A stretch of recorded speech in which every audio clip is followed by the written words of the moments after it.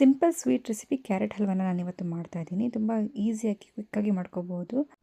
ಬನ್ನಿ ಹಾಗಾದರೆ ಸ್ಟಾರ್ಟ್ ಮಾಡೋಣ.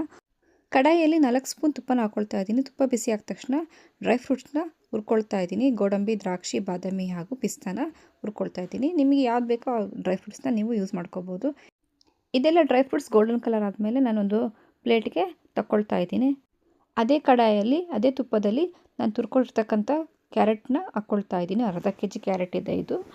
ಇದನ್ನು ಅದೇ ತುಪ್ಪದಲ್ಲಿ ಸ್ವಲ್ಪ ಹೊತ್ತು ಹುರ್ಕೊಳ್ತಾ ಇದ್ದೀನಿ. ಚೆನ್ನಾಗೆಲ್ಲ ಒಂದು ಸತಿ ತುಪ್ಪದಲ್ಲಿ ಮಿಕ್ಸ್ ಮಾಡಿಕೊಂಡು ಹುರ್ಕೋಬೇಕು. ಇದನ್ನು ಒಂದು 2ರಿಂದ 3 ನಿಮಿಷಗಳ ಕಾಲ ಚೆನ್ನಾಗಿ ಮಿಕ್ಸ್ ಮಾಡಿಕೊಂಡು ಫ್ರೈ ಮಾಡ್ಕೋಬೇಕಾಗುತ್ತೆ ಅದೇ ತುಪ್ಪದಲ್ಲಿ.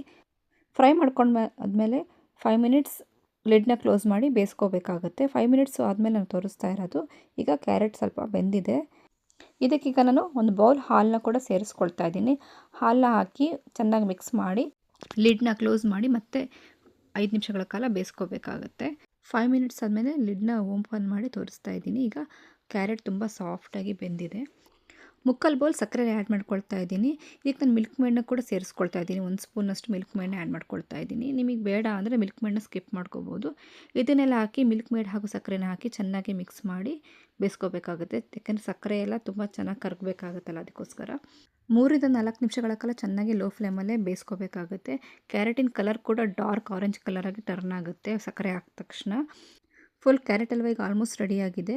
ಇದೆಲ್ಲ ಆದಮೇಲೆ ಲಾಸ್ಟಲ್ಲಿ ನಾನು ಸ್ವಲ್ಪ ಹುರ್ಕೊಂಡಿರ್ತಕ್ಕಂಥ ಸ್ವಲ್ಪ ಗಸಗಸೆನ ಕೂಡ ಹಾಕ್ಕೊಳ್ತಾ ಇದ್ದೀನಿ. ಜೊತೆಗೆ ಸ್ವಲ್ಪ ಏಲಕ್ಕಿ ಪುಡಿನೂ ಸೇರಿಸ್ಕೊಳ್ತಾ ಇದ್ದೀನಿ, ಫ್ಲೇವರ್ ತುಂಬ ಚೆನ್ನಾಗಿ ಬರುತ್ತೆ ಅಂತ.